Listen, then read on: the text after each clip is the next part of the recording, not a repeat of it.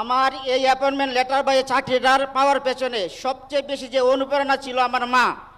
আমার মা আমাকে কষ্ট করে ছোটোবেলা থেকে সমাজের অনেক মানুষের অবহেলা, অবঞ্চিত এবং সমাজের লাঞ্ছনার শিকার হয়ে আজকে হয়তো সবাই দেখেছেন যে আমি মাননীয় প্রধানমন্ত্রী মহোদয়ের হাত থেকে একটি অ্যাপয়েন্টমেন্ট লেটার পেয়েছি।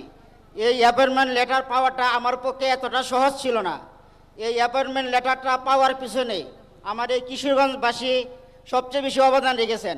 বিশেষ করে আমাদের সাংবাদিক ভাইয়েরা আমাকে এবং আমার প্রতিবন্ধী বোনটাকে নিয়ে নিউজ করেন, যে নিউজটা আমাদের কিশোরগঞ্জ হুসেনপুর আসনের মাননীয় এমপি মহোদয় দৃষ্টিগোচর হয়। পরে মাননীয় এমপি মহোদয় আমাদের কুলিয়াচর ভৈরব আসনের মাননীয় প্রতিমন্ত্রী মহোদয় জনাব আলম স্যারের দৃষ্টিগোচরের মাধ্যমে মাননীয় সমাজ কল্যাণ মন্ত্রীদেরকে অবহিত করে মাননীয় প্রধানমন্ত্রী মহোদয়ের দৃষ্টিগোচরের মাধ্যমে আজকে আমি এই অ্যাপয়েন্টমেন্ট লেটারটা পাই।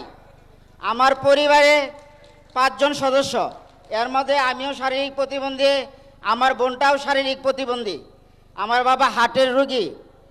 আমার এই অ্যাপয়েন্টমেন্ট লেটার বা এই চাকরিটার পাওয়ার পেছনে সবচেয়ে বেশি যে অনুপ্রেরণা ছিল আমার মা।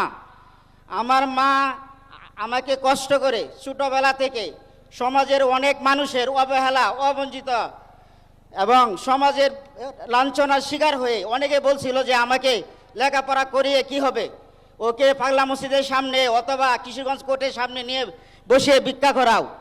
আজকে আমি সত্যিই খুব ধন্য এবং গর্বিত যে আমি আমাদের কিশোরগঞ্জের সকলের প্রচেষ্টার মাধ্যমে মাননীয় প্রধানমন্ত্রী মহোদয়ের হাত থেকে আজকে এই অ্যাপয়েন্টমেন্ট লেটারটি পেয়েছি।